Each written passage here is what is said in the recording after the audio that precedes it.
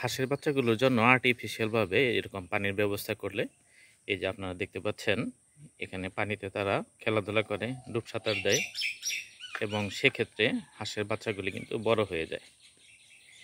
এটার যে প্রসেসটা সেটা হচ্ছে যে বাড়ির উঠানে বা আঙিনায় আপনারা অল্প একটু গর্ত করে সেখানে আপনারা যদি পলিথিন বিছিয়ে দেন তাহলে মাটিতে ইমিডিয়েটলি সেই পানিটা কিন্তু চলে যায় না, পানিটা কিছুক্ষণ হলেও ধরে রাখে।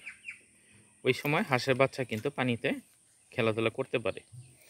আর দেখা যাচ্ছে যে যদি আপনার মোটর থাকে তাহলে পাইপ দিয়ে দিনে একবার বা দুবার আপনি যদি পানি দেন তাহলে সেই পানিতেই তারা যথেষ্ট পরিমাণ সাঁতার কাটতে থাকে আর কি, পানি পুরোপুরি শেষ হয় না।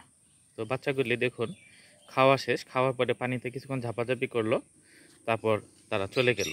সাধারণত দেখা যাচ্ছে যে হাঁসের বাচ্চা যখন চলাচল করে তখন কিন্তু দল বেঁধে চলাচল করে।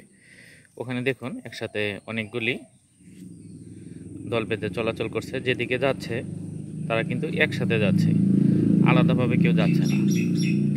এবার তারা যে এখানে ধাপাধাপি করলো সেটা আমি আপনাদের একটা কাছ থেকে ক্লোজ ভিউ দেখাচ্ছি।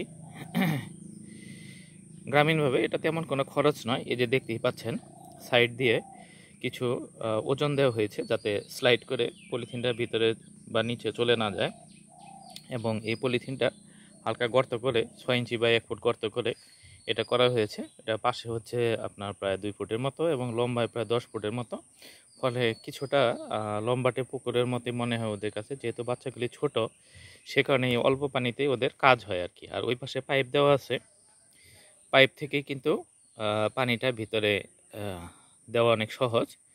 পাইপ না থাকলে আপনারা বালতি দিয়ে টিউবওয়েল থেকে পানি এনে দিতে পারবেন, এবং পানি খাওয়ার জন্য খুঁটি রাখা আছে। এখন গ্রামীণ পরিবেশে, সাধারণত প্রাকৃতিক পরিবেশে এভাবেই হাঁস পালন অত্যন্ত সহজ, এবং এভাবে যদি পানির ব্যবস্থাটা হয় তাহলে ওরা নড়াচড়া বেশি করে, ফলে বাচ্চাগুলি বড় হয় খুব দ্রুত, এবং খাওয়া শেষ হলে তারা কিন্তু ইচ্ছামতো বেড়াতে থাকে। একটু আগেই আপনারা ভিডিওতে দেখছিলেন যে তারা এখানে আছে। এখন আমি যদি সামনে এগিয়ে যাই তাহলে দেখুন ভিতরের রাস্তা ধরে আমি এগিয়ে যাচ্ছি। এই বাগানের রাস্তাটা গত বছর করা হয়েছিল, ঘাস ছেটে হাঁটার জন্য কিছুটা উপযোগী রাস্তা করা হয়েছিল। এবং দেখুন সামনে এগিয়ে এরা কিন্তু বাড়ির ভিতরেই ঘোরাঘুরি করতেছে, এবং পরবর্তীতে কিন্তু আবার যখন খাবারের সময় হবে তখন তারা খাওয়ার জন্য যাবে, এবং খাওয়ার শেষে আবার যখন একটু গরম লাগবে বা কোনো পানির প্রয়োজন হবে তখন ওই পানিতেই কিন্তু তারা করবে, তারা ঝাপাঝাপি করবে। এখন এই যে দেখুন সবগুলি একসাথেই এই যে শরীর করতেছে, এক্সারসাইজ করতেছে। তো এটা স্বাভাবিকভাবে তারা যখন অন্য কোনো কাজ না করে তখন সবাই একসাথে এরকম বিভিন্ন কাজে ব্যস্ত থাকে। তো আশা করি ভিডিওটি আপনাদের ভালো লেগেছে।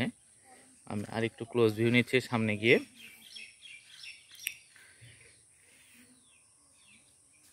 ইনশাআল্লাহ পরবর্তী ভিডিওতে আপনাদের দেখানোর জন্য আমন্ত্রণ রইল। সবাই ভালো থাকবেন, সুস্থ থাকবেন, আমাদের চ্যানেলের সাথেই থাকুন।